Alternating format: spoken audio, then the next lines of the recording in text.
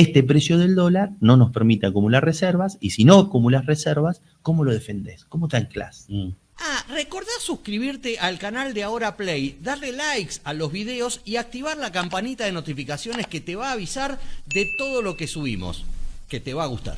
¿Cómo crees que queda ahora, no las jubilaciones? Porque las jubilaciones ya sabemos, vos fuiste director de ANSES mucho tiempo, ya sabemos cómo quedan las jubilaciones.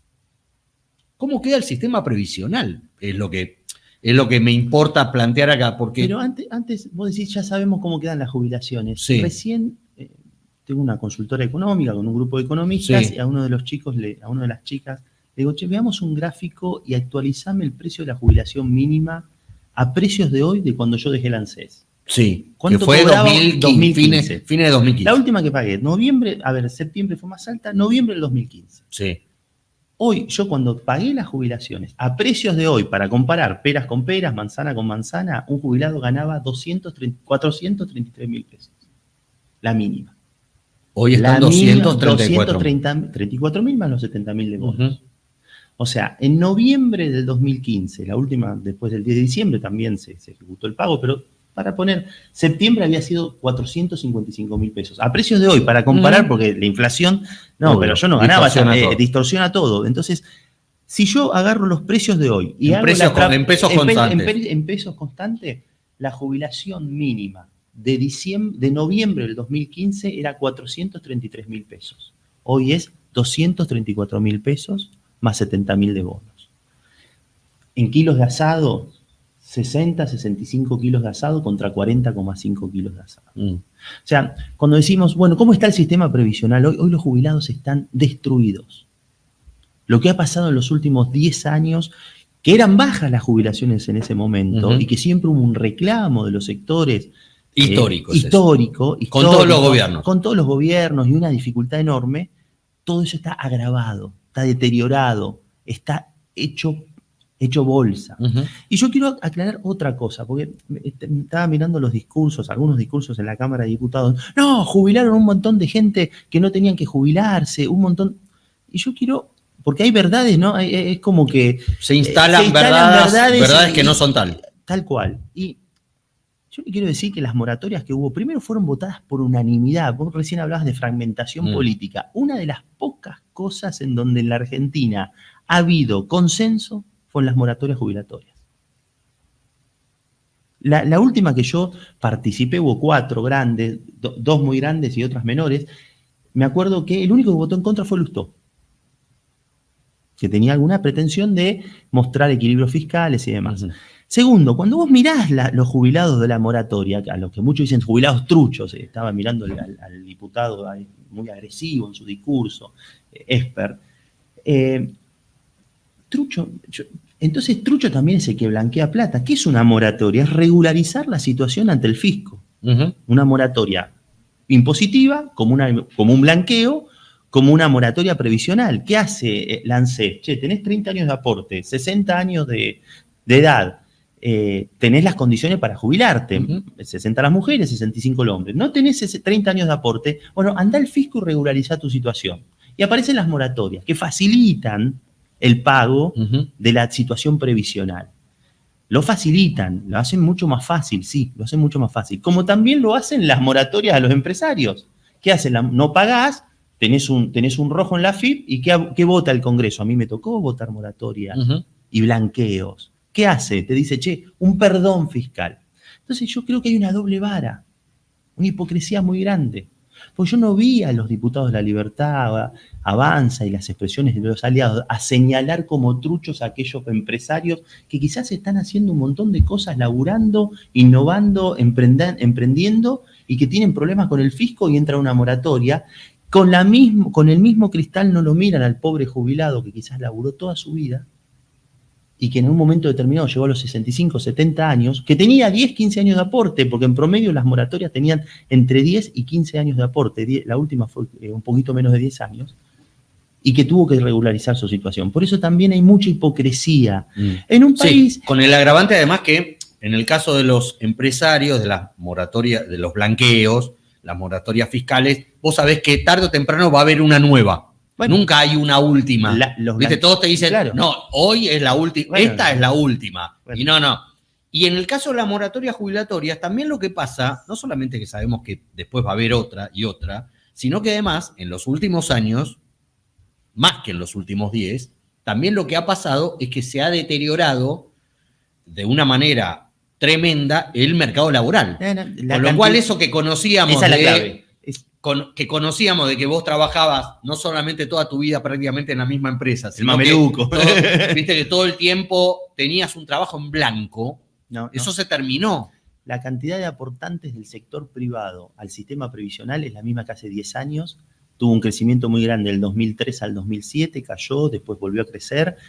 En el 2011 se estancó, creció muy poquito y nunca más la Argentina pudo recuperar empleo genuino en blanco registrado. Y posiblemente nunca lo recuperemos. Claro. Por las nuevas formas de trabajo, por las nuevas tecnologías, porque cambió. Pero ahí tenemos un problema serio, porque la relación entre aportantes y jubilados no cierra. Hay una población que crece, una vocación de la política y de los sectores, y la sociedad, porque eso expresa lo de la sociedad. Che, no vamos a descartar a los viejos, no vamos a descartar a los adultos mayores. Porque es muy fácil decir, bueno, no, acá jubilemos solamente a los que aportan. Y yo les digo que en los próximos 10 años va a haber jubilado 3 de cada 10 argentinos. Si el resto está informal, si el resto no tenía actividades, o era monotributista, o tenía situaciones anormales. Y bueno, ¿queremos esa sociedad? ¿Queremos una sociedad de descarte? ¿O pretendemos una sociedad que se haga cargo y resuelva los temas? Porque la sensación que yo tuve ayer en la Cámara de Diputados, que era un ajuste en el margen. Lo que hace Milei y lo que hace su equipo es presagiar catástrofes. No hay ninguna catástrofe. 0,3% del PBI de acá a fin de año. Era aumentarle 13.000 pesos a los jubilados. El año que viene 0,9%. Nadie está en contra del superávit fiscal. Todo lo contrario, necesario. Es más, yo creo que Milei tuvo una actitud sumamente buena en ordenar las cuentas fiscales. Y lo hizo como se hace. Esto no pago, esto ordeno. No hay otra manera, no hay otra manera. Yo recuerdo una charla con Lamberto, que era presidente de la AGN, que era el secretario de Hacienda. Oscar Lamberto, exacto. Un histórico. Un piemontés, un tipo muy preparado, conocedor de los temas presupuestarios. Me manda a Pichetto a una reunión con él por el tema de las PPP. Y me dice, nosotros hicimos el ajuste como podíamos, y había una cola para pagar, y a uno le pagábamos, a otro no, y aparecían las necesidades y los quilombos, y bueno, así es el ajuste. Y en eso me saco el sombrero de Milei de actitud. Si vos me preguntabas hace 6 meses, un año atrás, che, ¿puedo hacer 5 puntos de superávit fiscal? No, la calle estaría explotada. Claro. No hay ni un solo piquete desde que asumió Milei en la 9 de julio. Yo tengo la oficina acá a 3 cuadras, estamos cerca del obelisco, no hay un solo piquete. Resulta que los que ordenaban la calle, que es el peronismo, resulta que la habíamos desordenado. Entonces, yo me saco, de alguna manera, le concedo a Milei su vocación de saneamiento fiscal. Le concedo a Milei su determinismo para decir, che, acá no tiene que haber déficit fiscal. Pasaron 9 meses, 1/3 del déficit fiscal, del superávit fiscal, del ajuste, lo explican los jubilados. Me da la sensación de que es momento de empezar a recomponer esas cuestiones. Porque si no, ya entras en el cuadrante de lo inmoral. Entonces, es momento de decir, che, tengamos una regla fiscal en serio, atendamos la situación de los jubilados. Gobernar no es no hacerse cargo y decir, mirá, es hacerse cargo. Hay un problema. El jubilado gana 1/3 menos que hace 10 años. Ahora, vos tenés 2 planos ahí. Sí. Porque vos tenés un plano que siempre es lo que suele pasar en la Argentina. Vos tenés un plano de urgencia, un plano del presente que es urgente. ¿Cómo ayudamos a que los jubilados cobren para que les alcance? Sí. Ahora, ¿y cómo haces para que sigan existiendo jubilaciones en el futuro? Que no te estoy hablando dentro de 50 años, te estoy hablando dentro de 10 años. Bueno. Que era este planteo que vos hacías, de decir, vamos hacia un momento donde solamente 3 de cada 10 se van a poder jubilar. Entonces, ¿cómo combinás esos 2 planos con las urgencias del presupuesto? Argentina necesita volver a crecer. Sí, eso está claro. O sea, si nosotros no volvemos a crecer, no volvemos a aumentar la capacidad de comercio, la capacidad de exportación, el volumen de lo que producimos en el agro, va a ser imposible, porque no hay manera de que nosotros podamos tener una economía con una convivencia mejor y ordenarnos mejor. Volver a crecer significa volver a sanear la economía, volver a sanear el déficit fiscal, volver a sanear las cuestiones cambiarias del Banco Central, hacerlas sostenibles en el tiempo. A mí me resulta, el poder popular es tremendo. Te subís a un taxi y el taxista te dice, che, ya estamos caros en dólar. Ya el taxista te lo dice. ¿Y sí? Entonces, cuando estamos caros en dólares, ¿qué pasa? Se destruye la pyme. Ya lo hemos visto. Ya lo hemos visto en otro momento. Es una película que ya vimos. Sí. Y no es sostenible. Después aparece la crisis y la crisis es más dolorosa. Entonces vos tenés una vocación de ordenar las cuentas fiscales, tenés el problema de los dólares histórico en la Argentina, exacerbado por una crisis de confianza mayúscula. Los argentinos no confiamos en la Argentina y el mundo no confía porque ¿cómo va a confiar si sistemáticamente hemos incumplido? Si sistemáticamente no hemos honrado nuestras deudas, si sistemáticamente hemos cambiado el horizonte del cumplimiento. Y además tenemos un problema que vos lo describís muy bien, que para mí es central y neurálgico, que es una política absolutamente fragmentada. Un gobierno que exacerba la fragmentación, una oposición que no es autocrítica, porque no hay ninguna vocación de autocrítica. Uno mira lo que pasa en River, pierden 3 partidos, o los que pasan en los fútbol, bueno, sale el presidente del club y dice, che, todo muy bien, sos un ídolo, pero correte, necesitamos... Bueno, acá nadie se corre, nadie hace autocrítica, no pasó nada en la Argentina. Y la necesidad de que nos crean requiere de reformas institucionales serias, requiere reformas institucionales que sean sistemáticas, sólidas en el tiempo, y ahí me parece que hay un error enorme. Creer que el Congreso es lo que es, y los diputados son lo que son, y no nacieron en un repollo, son la expresión de una sociedad. Totalmente. Después podrá ser más gracioso o menos gracioso, como lo describe Carrió, o como lo describe Miguel Ángel Pichetto, o como lo describe cualquier dirigente. Ahora bien, es lo que hay, es la expresión de una sociedad. Esa expresión de esa sociedad tiene que poder mostrarle al mundo de que esta vez vamos en serio. Me estoy comiendo las heces, vamos. No. Eso del interés de la provincia. Que esta vez vamos en serio, que esta vez vamos en serio significa que tener una regla fiscal y esa regla fiscal cumplirla, hacer una reforma previsional teniendo en cuenta la sensibilidad de la situación, no solamente el rojo de los números, teniendo en cuenta qué vamos a hacer con el sistema financiero y el sistema más financiero, el sistema cambiario del mercado, el Banco Central, si vamos o no a tener un Banco Central serio o vamos a ir repudiando el dólar. Recordemos que hasta hace 9 meses la discusión era la dolarización, repudiando el peso, perdón. Sí, o si teníamos o no Banco Central. Recordemos que era palo al Banco Central, no es que estoy diciendo palo desde lo expresión, habían hecho una maqueta del Banco Central. Totalmente.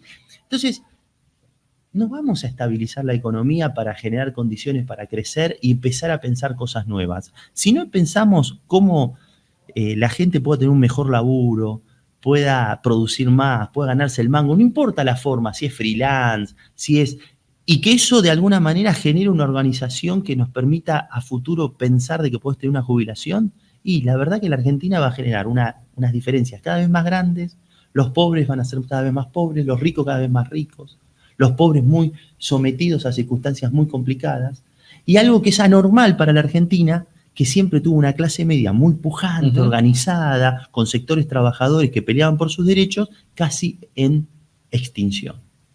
Vamos a eso, vamos a países más parecidos a los latinoamericanos, que es anormal para la Argentina. Sí. Entonces, y es un retroceso para la Argentina. Absoluto, desde el punto de vista social, desde el punto de vista educativo, desde el punto de vista del combo de salud y demás. Y lo que vemos es deterioro. Entonces yo creo que la Argentina tiene que encontrar una forma distinta de organizarse. Yo no creo que sea solamente voluntarismo, nos ponemos de acuerdo, toda la música linda, no. Esto requiere de liderazgo, requiere de firmeza, pero requiere de no repudiar las instituciones propias de la Argentina. Está bien, pero Diego, las elecciones del año pasado dieron señales muy claras de que gran parte de la sociedad repudia esto. Sí, está harta. Repudia los consensos, digamos. Sí, bueno, está bien. El único que llevaba la bandera de los consensos no pasó ni la paso. Sí. Que era Horacio Rodríguez Larreta. Hizo un álbum de fotos el 70% de acuerdo, digamos, dejando Afuera el 30% de los ultra de lo que fuera. Entonces, la crisis profunda que vive la Argentina también abarca la representatividad, lo que la gente ve en su dirigencia. Y por eso, un hombre como Javier Milei es presidente. Sí. No solamente por sus aptitudes, que las debe tener, hay que decirlo, porque algunas debe tener para que el 56% lo haya votado, sino también por el desbande de la oposición o el desbande del resto de la clase política que le sirvió en bandeja esta posibilidad. Entonces, ¿cómo se piensan en reformas institucionales, en reformas de fondo, en políticas de Estado, cuando tenés una sociedad que dice, no, qué acuerdo? No, está bien. Digo, está claro que la sociedad le dio un mandato a Milei de romper todo. Andá, y él lo dice. Sí, basta de rompe todo y demás. Estoy haciendo lo que prometí. Y los privilegios y la casta y ese tipo de cosas. Eso está claro y eso está pasando en el mundo y las crisis de legitimidad son muy grandes. Ahora bien, quienes tenemos responsabilidad política, sabemos que una cosa es la campaña, en donde uno tiene ciertas libertades, y otra cosa es el ejercicio del gobierno. Y el ejercicio del gobierno requiere hacer las cosas para hacerse cargo de los problemas, no deshacerse de los problemas. El ejercicio del gobierno requiere conocer que hay una constitución, respetar la constitución y el ejercicio de esa constitución. Y en la Argentina, que yo sepa, hay una constitución que se reformó en el 94, hay 3 poderes del Estado, está la justicia, está el Congreso, está el Poder Ejecutivo, y la Argentina es muy presidencialista y requiere una dosis muy fuerte de liderazgo presidencial, y en eso me saco el sombrero de Milei.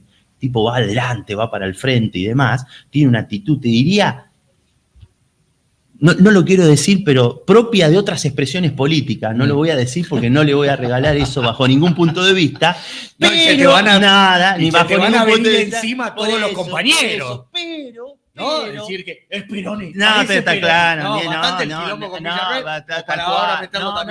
Ni soñando, porque no lo es. Porque además, cuando hubo momentos históricos donde hubo liderazgo muy fuerte, el Congreso también se alineaba. Y el Congreso votaba con grandes mayorías. Y el Congreso y la política funcionaba, porque la política tiene cosas muy nobles y tiene cosas que quizás a la gente no le gusta, que tienen que ver con la rosca, que tienen que ver con estas cuestiones. Ahora bien, si nosotros no nos logramos organizar como sociedad y dar señales de que queremos tener equilibrio fiscal, pero no queremos tener una recesión salvaje que no podamos, dejen el camino, porque después de las recesiones, lo que está pasando en la Argentina, que cada recesión no vuelven, quedan, y quedan, claro. y quedan. Y está claro que tenemos que tener, ahora bien, si Milei me propone dolarizar y la sociedad y una parte importante de las expresiones políticas dicen, no, pará, no están dadas las condiciones, fortalezcamos el Banco Central, tengamos un Banco Central independiente, que no le presta al Tesoro, porque vimos que eso no funciona, te genera 25 puntos de inflación por mes, es imposible, es un quilombo, no sabes cuánto valen los precios, no vayamos a ese esquema. Pero tengamos un Banco Central en serio, no repudiemos el peso, encaremos un plan de estabilización para dar certeza, démonos una señal, se vota el RIGI y después tardan las reglamentaciones y ahora resulta que son por DNU. ¿Quién va a venir a invertir? ¿Quién va a venir a sacar los ahorros de un lugar para invertir en algo sustancioso en la Argentina? Tenemos que ser serios. Entonces, yo veo una vocación de liderazgo clara en Milei. Ahora bien, ese liderazgo sin acuerdo, que es en definitiva decirle, che, te hiciste cargo de esto, tenés que resolver los temas. La sociedad no te dice el caminito del cómo, depende de él. La sociedad le dio un mandato, resolvémelo. Después hacé todo lo posible para resolvérmelo. Si no, yo no veo a la sociedad repudiando una foto de Milei con la casta. No. O vamos a decir que Milei ya es casta. Sí, claro. Milei tiene las mismas actitudes que la casta. Milei viaja al extranjero y no viaja a viajes de Estado. Milei viaja en avión privado. Milei vive como vive la casta. Entonces, ¿de qué me está hablando? Milei ya es casta. Lo que tiene que hacer es resolver los temas, hacerse cargo. Yo entiendo su vocación de equilibrio fiscal. La comparto. Ahora bien, tenemos un problema con los jubilados. Serios. ¿Qué haces? No, el déficit es intocable, que los jubilados se mueran. ¿Cómo hacemos? Y ahí aparece la política. Entonces yo creo que hay un llamado de atención de la expresión política, y voy a reivindicar al Congreso, en donde le está diciendo, che, acá hay un tema, acá hay un problema. De hecho, si vos medís lo que hace el Congreso, no lo desestabiliza, le plantea, vuelvo a repetir, sí, no es una la locura, jubilación y no cuando yo dejé eran planteo. 433.000 pesos a precio de hoy, es subirla a 13.000 pesos, no le cambia la vida al jubilado. Entonces, estamos en un problema mayúsculo y lo que requiere el liderazgo que tiene el presidente también tiene que ponerle fuerza para poder generar acuerdos.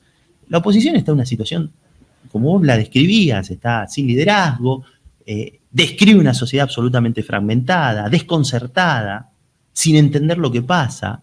Estamos, porque la verdad sería muy soberbio de mi parte decir, no, el camino es... No, estamos desconcertados. Diego, te quiero preguntar por economía, porque ayer se dio a conocer el nuevo índice de inflación y por cuarto mes consecutivo, ahí, ¿no? En 4 y no se mueve, y el gobierno apostaba que empezaba con 3. ¿Por qué no baja más la inflación? Mira, vos tenés un piso de 2%, el dólar se mueve al 2% todos los meses. Y además es un problema porque se mueve muy debajo de la inflación, entonces el Banco Central no tiene dólares y es difícil sostener ese 2%. Y después tenés otros precios que son, vos para pensar la inflación pensala en 3 grandes precios. Es una forma, una son cuánto se mueve el dólar, el Crown Impec el 2%, el otro cómo se mueven los salarios, y los salarios se están recuperando, los salarios formales, no de los informales, pero los salarios formales están en un proceso de recuperación. Habían caído mucho y están recuperándose. Y después tenés todos los precios, tarifas, regulados, transporte, que ahí hay un problema porque no solo está el tema del precio, sino que la gente le aumentás el precio y funcionan, iba a decir una expresión, funcionan muy mal. Sí, claro. Para el tuje, digamos. Sí. No, menos servicios, sobre todo el transporte, que es más el día a día, cada vez más deteriorado. Entonces, vos tenés esos 3 precios. El dólar va al 2%, los otros van más arriba del 2% y naturalmente es muy difícil bajar esa inercia. Algunos porque están muy retrasados, tarifas, y te acordás que el gobierno al principio de año, para que no se le vaya tanto la inflación, dijo, ahora no, los aumento más adelante. Exacto. Lo estamos viviendo ahora. Y después tenés una economía que evidentemente tiene inercia inflacionaria, memoria inflacionaria. Entonces bajar esto requiere un plan antiinflacionario mucho más fuerte, de estabilización, le llamamos los economistas, pero tenemos un problema de un talón de Aquiles enorme, que es el precio del dólar. Claro. Este precio del dólar no nos permite acumular reservas, y si no acumulas reservas, ¿cómo lo defendés? ¿Cómo te anclás? Típicamente, ¿cuándo fue la Argentina? ¿Cuándo desplomó la Argentina la inflación? Los 90, lo que nosotros recordamos, ancló el tipo de cambio, pero ¿qué había? Había confianza en un gobierno que sacaba las leyes por mayoría, ancló el tipo de cambio y apreció el tipo de cambio y le entraban muchos capitales, fundamentalmente por el proceso de privatización. Exacto. Entonces todo eso fue poniendo la mugre debajo de la alfombra. Bueno, nada, tenemos un problema serio de que tenemos un problema de confianza, no entran capitales, el precio de la soja cayó, está en $400, llegó a estar en 600, el riesgo país había bajado a 1.100, subió a 1.400, es cierto que bajó de 2.700, bajó fuerte, pero no hay un clima de confianza. Para que te des una idea, el que sí tuvo un momento de confianza muy fuerte fue Macri. Macri, después de la salida de los holdouts, el riesgo país estaba a 400 puntos. O sea, fue un momento en donde el mundo dijo, mira, acá en Argentina están pasando. Bueno, después lo que pasó es que no cumplimos los contratos. Pero es difícil bajar una inflación, es muy complejo bajar una inflación muy fuerte, nos va a llevar muchos años. Vos imaginate, recién tuvimos una charla con un economista que fue uno de los que ideó el Plan Real. En Brasil. En Brasil. Se cumplen 30 años del Plan Real. Y ahora han desplomado la inflación. De hecho, la inflación el último mes fue menos 0,2 en Brasil. 4% 4,1 anual esperan este año, lo que nosotros tuvimos en un mes. Pero 30 años empezaron con dificultades, en una economía que no está dolarizada. La gente, los depósitos te dijeron en un momento no los podés convertir a dólares, acá sería todo un tema. O sea, una economía que no es común hacer operaciones en dólares y demás. Nosotros tenemos un problema más grande en ese sentido, pero en 30 años, Brasil, desde el 98 a la fecha, porque los primeros años fueron muy difíciles, de fines de los 80 al 98, tuvo varias devaluaciones, empezó a ordenar su economía y a desinflar su economía, a desindexarla, y tiene dificultades de desindustrialización y demás. Sí. Pero 30 años del real. Y nosotros venimos con con inflaciones del 4% mensual. Tienen un sistema, vos fíjate, el Banco Central de Brasil, posible uno de los mejores bancos del mundo, tiene el mismo presidente con Bolsonaro que con Lula. Los comités de política monetaria, los comités, evidentemente hay una institucionalidad. Y una cosa importante, ¿cuándo larga el Plan Real Brasil? Hace 30 años, después de una crisis política, de un impeachment, en donde ¿qué hubo? Un gobierno de coalición, y en donde dijeron, no podemos joder con la inflación, hagamos todo lo posible para ordenar. Y las mayorías parlamentarias dijeron, mirá, hasta acá llegamos. Y un gran acuerdo para poder poner una unidad de cuenta, organizar la economía en torno a bajar la inflación, que era realmente muy alta y que había generado muchos problemas. Ahora bien, cuando uno ve los resultados económicos, no es que estabilizó la economía, y aún así Argentina, México y Brasil no hemos tenido buenos resultados en una economía global porque nos hemos desindustrializado, el avance tecnológico hemos quedado atrás, o sea que los desafíos son mayúsculos, son mayores aún. Yo digo para poner realismo, porque claro, sí, uno dice, no, hay equilibrio fiscal y demás, y ya está todo resuelto. No. Y anda solo. Te quiero preguntar por la actividad económica, porque está claro que venimos del fondo del mar, empieza a haber señales en los números de algún tipo de recuperación en construcción y en industria, que es básico, como no venía pasando, pero no al nivel de la famosa B corta. ¿Vos qué ves de acá hasta fin de año respecto a la actividad económica, que signifique, bueno, que la gente empiece a notar que lo peor ya pasó?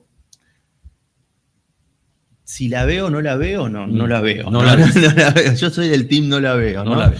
A ver, la actividad económica tuvo una recesión muy grande, y cuando uno le quita una cosecha que fue buena, pero fue muy buena con respecto a la del año anterior, del año pasado, pero no fue una descollante, la recesión tiene un nivel de profundidad muy grande. Ayer con un empresario nos contaba que todavía la cantidad de basura que procesa el SEAMSE, que tiene una correlación muy grande con la actividad económica, sigue siendo 10% menor al año pasado. Mejoró en los últimos 2 meses, como vos decís, hay un pequeño, más que B, la pipa, perdón la expresión de la marca, pero la pipa de la NAI, pero ahí me parece que se juega parte del partido. Yo no veo un proceso de recuperación. Sí veo algunos sectores que tienen alguna dinámica independientemente de quién gobierne. El agro, naturalmente, depende de los precios internacionales. Yo creo que hay que tener un debate serio con el agro.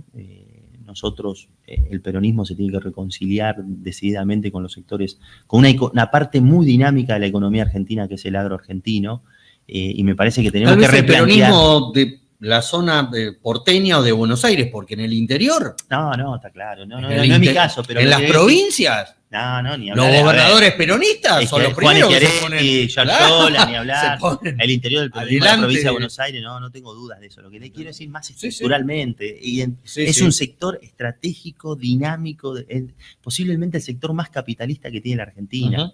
Y hace 20 años, desde Duhalde a la fecha, le cobramos retenciones, le sacamos una parte de los ingresos y empieza a estar exhausto ese modelo que requiere de capital, requiere de inversión. En algunos lugares funciona muy bien porque la tierra es muy fértil y la verdad son hiperproductivos, pero en otros lugares requiere de una mirada más estratégica. Todo lo que es gas, petróleo, la verdad que Argentina tiene una ventana enorme y hay que acelerar a fondo, y se está trabajando, sobre todo el sector privado, muy fuerte. Y ni hablar minería, en eso sí hubo anuncios razonables y gente que evidentemente quiere invertir, pero todo eso no alcanza para una estructura argentina que tiene un conurbano que en eso lo mira muy desde lejos, que tiene una gran cantidad de población y que requiere además que podamos desarrollar otras actividades para que tengamos la posibilidad de vivir mejor, ¿no? Que los argentinos puedan tener mejores ingresos, que puedan tener momentos de ocio, que puedan pensar en vacacionar, que puedan pensar en tener una casa. Quizás esto es muy viejo lo que estoy diciendo, pero la verdad que eso hace a la constitución de una nación, hace a la constitución de una organización de la vida en sociedad. Y bueno, eso va a requerir pensar otras cosas, pensar qué hacemos con la industria, cómo la financiamos, qué sectores son productivos, cómo desarrollamos cadena de valor, qué hacemos con el turismo. El turismo es muy sensible al tipo de cambio. Hay cosas que no, Sí, pero, claro. pero hay cosas que en los países limítrofes vienen porque estamos baratos. Sí. Y la verdad es que, bueno, lo que vamos a ver este verano, si el tipo de cambio sigue esta trayectoria, es que vamos a ver los aviones hasta en la sala llena, ¿no? Claro, y eso es de un problema. argentinos que se van al exterior. Exacto. Sí, sí.